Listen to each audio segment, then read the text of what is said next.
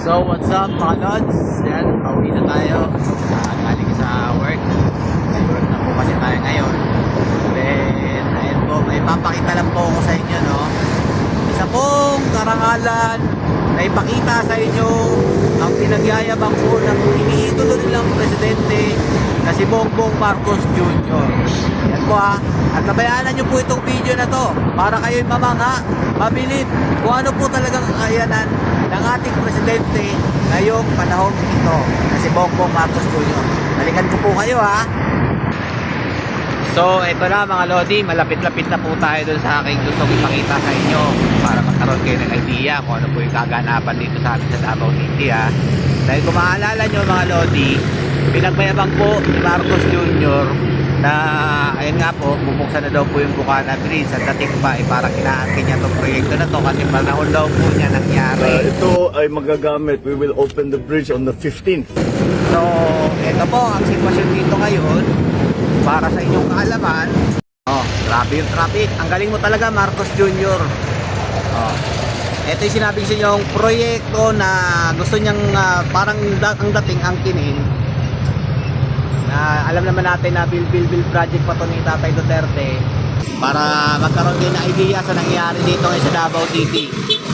Alam ko nagalit si Mayor Baste dito dahil gusto nilang ilagay sa peligro ang mga Davaoenyo na daraan dito para mapilit lang. Ayan po yung daan, hindi pa po yan tapos mga idol.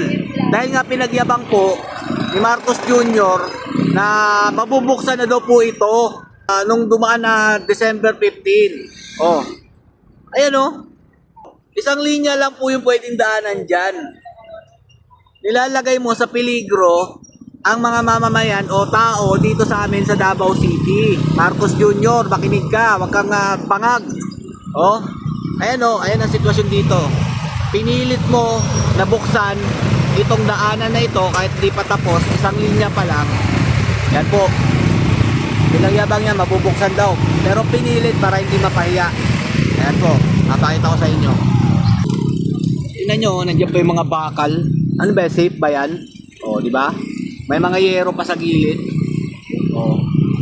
Ano to? Ganito pa yung bagong Pilipinas, bagong mukha. O. Ito. Pakita natin. O. Shout out daw. Hey! O. Ayan po. Kanina lang daw binuksan to. Ito mga idol.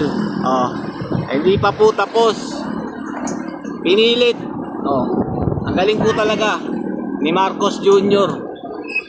Alam ko umalma po si Baste Duterte about ito. Nilalagay po niya sa peligro ang mga tao.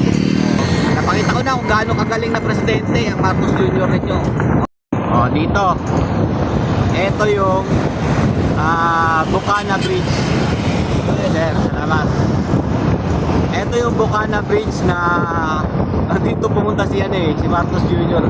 Tapos yung mga tao nandito sumisigaw ng Duterte. Ayan po, ito yung Bukana Bridge para makita nyo.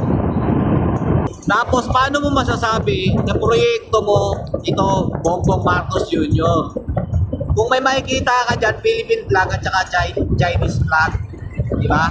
Galit kayo sa China. Paano ka makikipag-negotiate sa Chinese o sa China kung tutol ka sa mga adikain nila?